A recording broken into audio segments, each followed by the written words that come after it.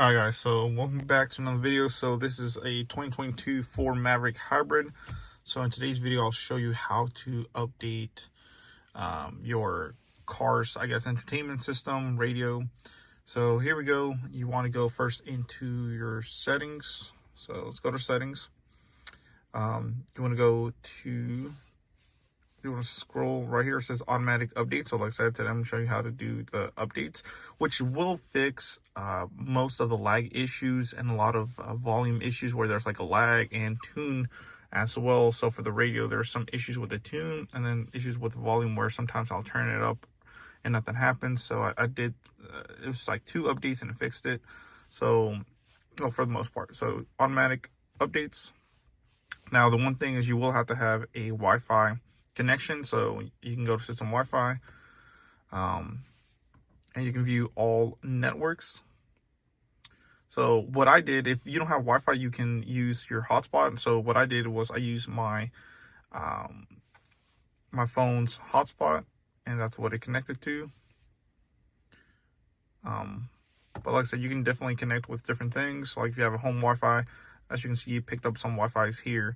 But like I said, I just used my hotspot and it worked. So that's how I actually updated it. So now once it's connected, as you can see, it says last check on updates March 1st, 2022 at 8:22. So now what it does is it automatically will scan for updates. So you can scan. And mine said there were two available updates and it did it. So that's how you do it. As you can see, it's still a little glitchy. Even if you click scan for updates now, doesn't really do anything. But I do have the automatic updates. You just have to kind of play with it. There's like a big lag. But that's how you guys do it. And remember, just use, if you have home Wi-Fi, if you're near your Wi-Fi, connect to it, log in right there. If you have a hotspot, go ahead and connect to it. It does work with your phone's hotspot. Just make, sure you have a little bit of time.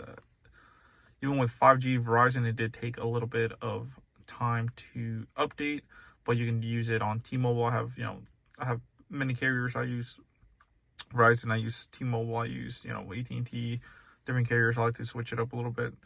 But that's how you do it, guys. Let me know in the comments below what you think. And like I said, it'll automatically update. It's definitely a lot quicker than what it used to do before. Trust me, it was pretty bad, pretty glitchy too. So thanks for watching, guys.